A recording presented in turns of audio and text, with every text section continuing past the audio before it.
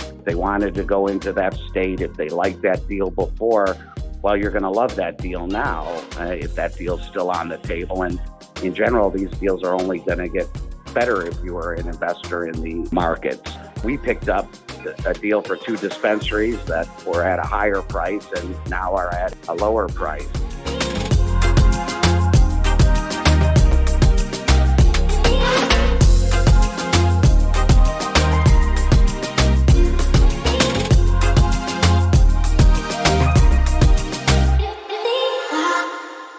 Today on Raising Cannabis Capital, we have another special report on uncovering cannabis opportunities created by the coronavirus. And joining me to talk about cultivation in Nevada is Michael Sassano from Solaris Farms. Michael, welcome to the show. Thank you very much. Good to be on. Well, I appreciate you taking time out to speak with us today. Solaris Farms is a large-scale industrial greenhouse cultivator, and you're located in the heart of Las Vegas. So you're the perfect person to talk about how the virus is impacting the cultivation sector in Nevada.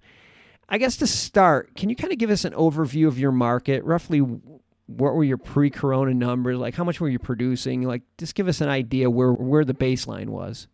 Well, as far as Solaris Farms, we're in a perpetual rotation. We harvest pre and post coronavirus between 200 to 400 pounds dry every single 2.5 weeks. So we pull down a 4,000 square foot bay with over 1,000 plants every 2.5 weeks here. And that hasn't stopped post coronavirus. Yeah, good. I mean, that's encouraging because, you hear a lot of the sky is falling mentality in other sectors. And everybody that we're talking to in this industry, we're not seeing that. I know things are changing hourly, and we're recording this episode just so our listeners know on March 24th. So things may change, but as of today, how has the virus impacted things? Well, in Nevada, the cannabis industry was deemed essential.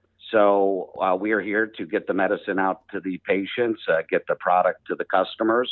We have had impacts to how the dispensaries are run, no crowds. People weren't exactly adhering to that. So they had to stop in-store visits. We have a robust delivery economy here. Ultimately, it kicked into deliveries, and there's a 2.5-hour wait or lag time just to get through the delivery stage. I mean, that's encouraging. It's too bad that we had to make that changes with the dispensaries. What changes are you doing internally within your company? I mean, you have to be concerned about employees, and you have to be concerned about, there's probably a lot of adjustments that you've made. Well, the employees are our first concern and their safety. We implemented procedures to check temperature before people walk into the door. If somebody should be sick, we ask them to stay away from 7 to 14 days unless they get a note from a doctor or CVS. CVS has been very good at giving tests to people. We had 3 guys tested just in case.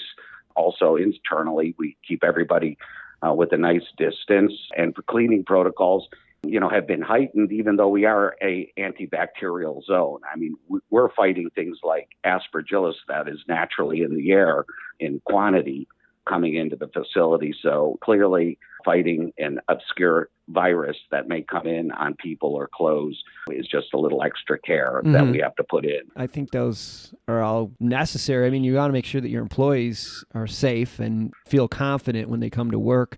You have some ideas as far as crop rotation in case you need to slow down productivity or make some adjustments.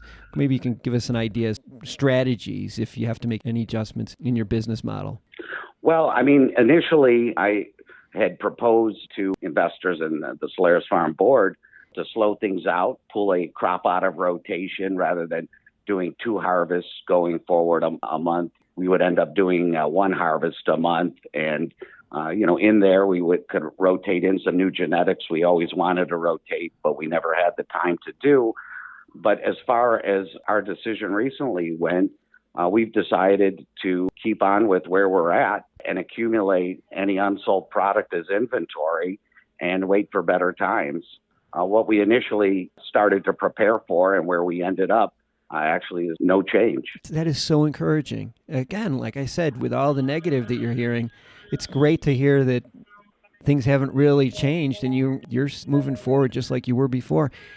Under that same heading, crises do create opportunities. And within the cannabis cultivation sector, would you see any opportunities that might be materializing from this crisis? Well, people were looking for money before, and now that money has stopped, stronger groups with better cash positions, if they wanted to go into that state, if they liked that deal before, well, you're going to love that deal now if that deal's still on the table. And in general, these deals are only going to get better if you are an investor in the markets.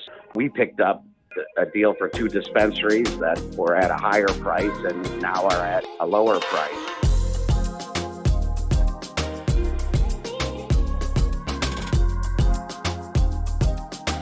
The name of the show is Raising Cannabis Capital. Do you plan to be raising capital in the future to maybe take advantage of some of these opportunities?